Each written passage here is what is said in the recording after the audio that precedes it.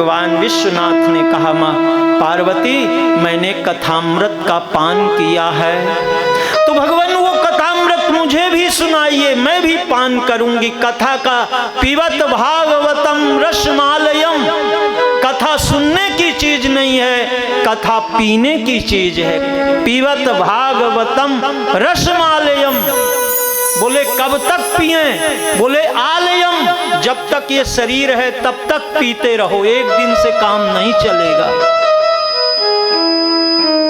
जैसे सुबह उठते ही पीते हो ना, कि एक दिन पी लिए चाय, फिर बोले अब 1 महीना नहीं पिएंगे, ऐसा होता है क्या? तो जैसे चाय पीने की आदत है, ऐसे पीवत भागवतम रसमालयम, आलयम तक। विश्वनाथ ने कहा, पार्वती मैं ये कथा तो सुनाऊंगा, पर सच्ची बात ये है कि ये कथा किसी अनाधिकारी के कान में नहीं जानी चाहिए। हमारा आश्रम है चारों तरफ, कहीं पशु हैं कहीं पक्षी हैं, वो बीच में आके बाधा करेंगे, वो सुनेंगे, वो ठीक नहीं है। तो पार्वती में डम डम डमरू बजाता हूं। विश्वनाथ भगवान ने डम डम डमरू बजाया, जितने पशु पक्षी थे सब भाग गए। पर जिस वृक्ष में भगवान विश्वनाथ निवास करते थे, उसी पेड़ पे एक पोल था, और उस पोल में सुकी ने अंडा दिया था। अब सब पक्षी तो भाग गए, वृक्ष छोड़ के भाग गए, पर वो अंडा कैसे भगेगा? और भगवान विश्वनाथ को माता पार्वती ने कहा, नाथ में चारों तरफ घूम के आ गई, अब कुछ नहीं है, बस आप कथा सुनाइए। भगवान विश्वनाथ ने ध्यान किया, मंगलाचरण किया, और कथा का श्री गणेश करते हैं। बट के नीचे लगा के आसन बैठे हैं कैलाशपति, श्री कृष्ण चंद्र जी अमर कहानी सुन रही माता पार्वती। बट के नीचे लगा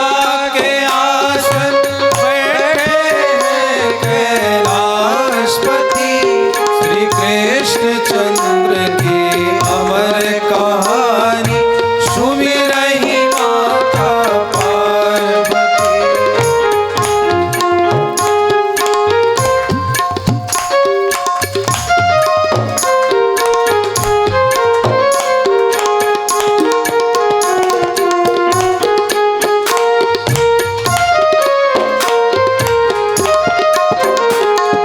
जब जब हो धर्म की हानि, कहते हैं कैलाशपति, बाढ़ई असुर अधम अभिमानी सुन रही माता पार्वती।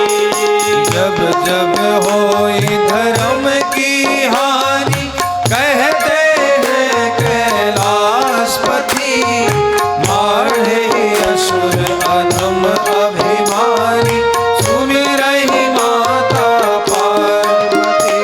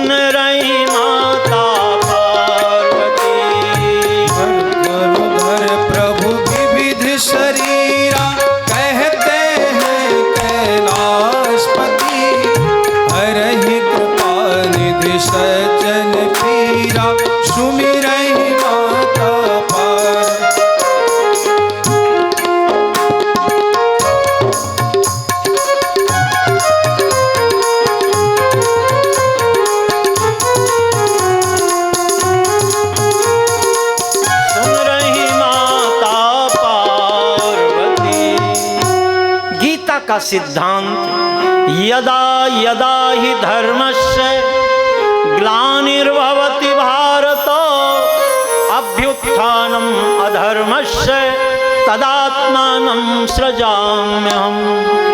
परित्राणाय साधूनां विनाशाय च दुष्कृतां धर्म संस्थापनार्थाय संभवामि युगे युगे। हे पार्वती, ऐसा ही समय आया और चाय का समय हो तो हाथ ऊपर कर देना, बार बार ऐसे कान में लग के मत बोलना। हाँ, बोलिए बाल कृष्ण भगवान की जय। जब चाय का समय हो तो एक जन ऐसे ऊपर हाथ कर देना, हम समझ जाएंगे कि आप चाय पीना चाहते हैं। तो एक बार फिर बोलिए बाल कृष्ण भगवान की जय। तो भगवान विश्वनाथ ने कहा पार्वती मैं कथा सुनाऊंगा, पर कथा में एक बात है कि अगर रात को 2 टेबलेट लेने से नींद न आवे ना तो कथा में आ जाओ। कथा में आने से जरूर नींद आती है, नींद किसी को छोड़ती नहीं है।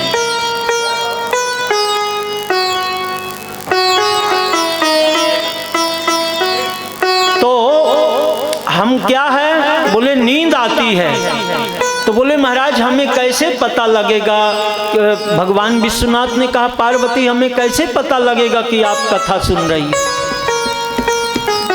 तो पार्वती माता ने कहा कि नाथ मैं बीच में ओम ओम ओम कहूंगी और आप समझ जाना कि मैं कथा सुन रही हूं। भगवान विश्वनाथ ने मंगलाचरण किया, ध्यान किया और भगवान के 24 अवतारों की कथा शुरू कर दी। माता पार्वती ओम ओम करती गईं। जब मर्यादा पुरुषोत्तम भगवान श्री राम साकेत वासी बन के चले गए तो प्रगाढ़ निद्रा में पहुंच गईं। अब कृष्ण अवतार हुआ। पहले भगवान श्री राम का अवतार, अब भगवान नंद घर आनंद भया, ऐसे बड़ी भारी नींद में। अब ये नींद भी बड़ी विचित्र है। कई घरों में जाते हैं तो बोले महाराज ये सेठानी जी का कमरा, ये सेठ जी का कमरा। तो हम कहा ये कैसे है भाई, सेठ सेठानी के कमरे अलग अलग? बोले महाराज रात को इतनी घर्राटे से सोते हैं कि हमारी नींद ही खराब हो जाती। तो अब ये नींद भी बड़ी विचित्र है कि दूसरे को नहीं सोने देती। तो माता पार्वती प्रगाढ़ निद्रा में पहुंच गईं। पर ये ओम ओम की आवाज आती गई तो वो जो अंडा ने वो पोल में अंडा था वो समय पाके फूट गया। अब आप नन्हे तोते को ला करके बैठा लो तो आप उसको बचपन से राम राम, सुबह भाई राम राम बोल, राम राम बोल, तो वो आपको यही बोलेगा भाई राम राम बोल, भाई राम राम बोल, यही बोलेगा ना। अब वो तोता ने बचपन में ओम ओम सुना था तो उसे ओम ओम की याद आई और वो बोलता गया भगवान विश्वनाथ, अब माता पार्वती के शब्दों में बोलता गया। भगवान विश्वनाथ ध्यान में मगन होकर कथा कहते गए। जब लीला पुरुषोत्तम भगवान गोलोक धाम को चले गए तब माता पार्वती ध्यान से निद्रा से बाहर आई और कहती नाथ क्षमा करिएगा। क्या हुआ पार्वती? बोले रामावतार के बाद फिर क्या हुआ? वो कथा आपने नहीं सुनाई। मैंने तो रावण और कुंभकर्ण का उद्धार ठाकुर ने किया, अयोध्या में आए, उनका राज्याभिषेक हुआ, भगवान की लीलाएं मैंने सुनी, पर इसके बाद क्या हुआ मुझे कुछ पता नहीं लगा। बोले पार्वती तब आपने कुछ भी नहीं सुना, पर कोई बात नहीं, आपने नहीं सुना, पर अब ये बताओ कि ये ओम की आवाज कहां से आई और ये सुना किसने? चारों तरफ भगवान विश्वनाथ ऐसे नजर उठा उठा के देखते हैं और देखा तो एक नन्हा सा तोता एक ऐसे डाली पे बैठे ओम ओम ओम कर रहा था। बोले अरे इसी ने सुना। भगवान को बड़ा गुस्सा आया, बोले ये तो अनाधिकारी तोते ने कथा का पान कर लिया, अपना त्रिशूल उस पे छोड़ दिया। और वो तोता भयभीत होकर के, अगर आप बद्रिकाश्रम में गए होंगे तो आगे केदारनाथ और उसके आगे व्यास गुफा है और उसके ऊपर कैलाश आश्रम है। तो अब तोता ऊपर को तो जाएगा नहीं, नीचे को भगा और भगवान का त्रिशूल पीछा किए है, तोता भाग रहा है। उसी समय व्यास पत्नी को जम्हाई आई, मुंह खुला और वो माता के गर्भ में पहुंच गए। कौन पहुंच गया? सुखदेव स्वामी। भगवान त्रिशूल आगे आगे और भगवान विश्वनाथ पीछे पीछे आए। बोले व्यास जी बाहर देखा, भगवान विश्वनाथ आ रहे हैं, बड़े गुस्से में हैं। आकर के प्रणाम किया, भोलेनाथ आज बड़े गुस्से में हो, क्या हुआ? बोले क्या बताऊं व्यास जी, मैं कथा तो माता पार्वती के लिए सुना रहा था, पर एक तोते ने कथा सुन लिया, तो मैं उसी तोते को मारने जा रहा हूं। तो वेद व्यास जी ने प्रश्न किया, भगवान भोलेनाथ कृपा करके बतलाइए कि जो ये कथा का पान कर लेता है, कथा का फल क्या है? भगवान विश्वनाथ ने कहा कि वेद व्यास जी, जो कथा का पान कर लेता है वो अमर हो जाता है। वेद व्यास जी ने कहा भगवान आप कैसी उल्टी उल्टी बातें कर रहे हो? कहते हो कि तोता ने कथा सुन लिया, अब जो कथा सुन लिया वो अमर हो गया, और दूसरी तरफ आप उसको मारने जा रहे हो। जब वो अमर हो गया तो उसको आप कैसे मार सकते हो? भगवान विश्वनाथ ने कहा अरे व्यास जी ये तो मैंने भी विचार नहीं किया। तो व्यास जी ने कहा तभी तो आपको लोग भोला भंडारी कहते हैं।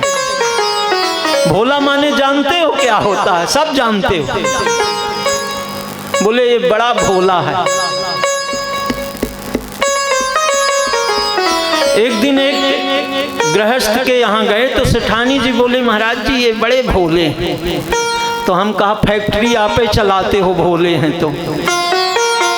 हर एक पत्नी को उसका पति भोले लगता है। ये नहीं जानते हैं कि ये दुनिया को ठग के लाते हैं, तो भोले होते तो तुम सेठानी बनी रहती क्या? अगर ये भोले होते तो आप सेठानी बन सकती थी क्या? जरा हमको बता दो आप। तो ये बड़े भोले हैं। भगवान विश्वनाथ वापस लौट गए, पर माता वो व्यास पत्नी के गर्भ में भगवान सुखदेव स्वामी 16 वर्ष तक रह गए, गर्भ से बाहर ही नहीं आ रहे। वेद व्यास कहते हैं बेटा बाहर आओ, बेटा बाहर आओ। बोले पिताजी बाहर नहीं आऊंगा, क्योंकि शिव चतुरानन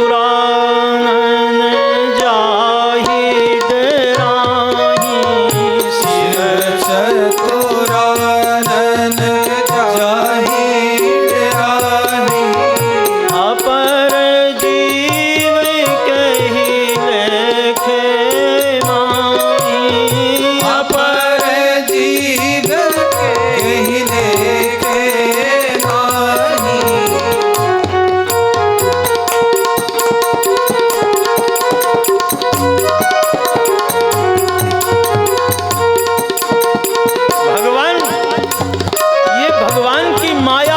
विकल है। इनको ब्रह्मा जी भी बहुत डरते हैं, क्योंकि ये किसी को छोड़ती ही नहीं है। गीता में कहा भगवान ने कि मम माया दुरत्तया हरि माया अति दुस्तर तरि न जाए विगेश। बड़ी दुस्तर है। संतों ने इस पर टीका की ये दुस्तर नहीं है, ये दुरत्तिया नहीं, ये दुलत्तिया है। दुई लात मारती है, जब आती है तो पीठ पे लात मारती है। और आदमी तो वही है, पर उसका रहन सहन स्वभाव चाल चलन सब बदल देती। और फिर आप गाते हो जिस घर थारा वासा ओही में गुण आता, माँ सब सदगुण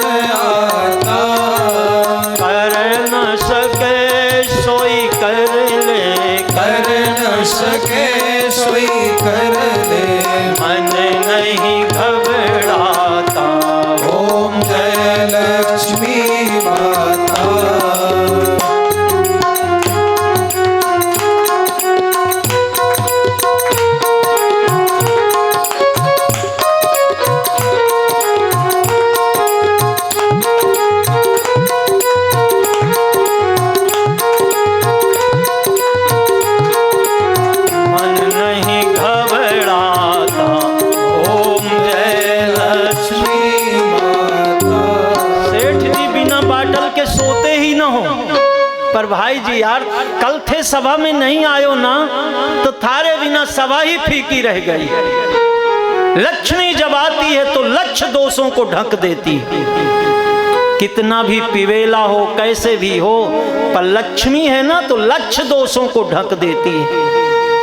तो जब आती है तो अकड़ जाता है आदमी, मेरे जैसा और थारे जैसा कौन भाया। और जब जाती है तो गर्दन पे लात मारती है वही व्यक्ति। अरे भाया मैं क्या कर सका जी, करने कराने वाला तो वो बैठा है। अभी तक मैं करता बना था, जब चली गई तो मैं क्या कर सका भाया, मारो क्या है। वो बात बदल देती है। तो भगवान मैं बाहर नहीं आऊंगा। यदि सबसे बड़ा नरक है, भगवान शंकराचार्य जी को पूछा गया तो बोले माता के गर्भ जैसा नरक और कुछ है ही नहीं। माताएं सब जानती है, जीव को उल्टा लटकाया जाता है, रस्सी से बांधा जाता है। और माताएं जो खट्टा मीठा चिरपीरा जो भी खाती हैं, वो नन्ही और कोमल चमड़ी में उसका बार बार जीव याद करता है माँ। अब माँ को थोड़ी कह सकता है कि ये मत खाओ, गर्भ में उल्टा लटका पड़ा होता है। तो पिताजी बाहर नहीं आऊंगा। भगवान सुखदेव स्वामी कहते हैं अब जिस नरक में जीव बार बार भगवान का दर्शन करता है, 9 मास रहो जब गर्भ गुहा, तब ही प्रभु से यह मोह किया, मैं बाहर जा हरि भक्त बनूं, तही कारण प्रभु ने उबार दिया। सुत वित्त कलत्र ही भूल गए, जही कारण आई भये दुखिया।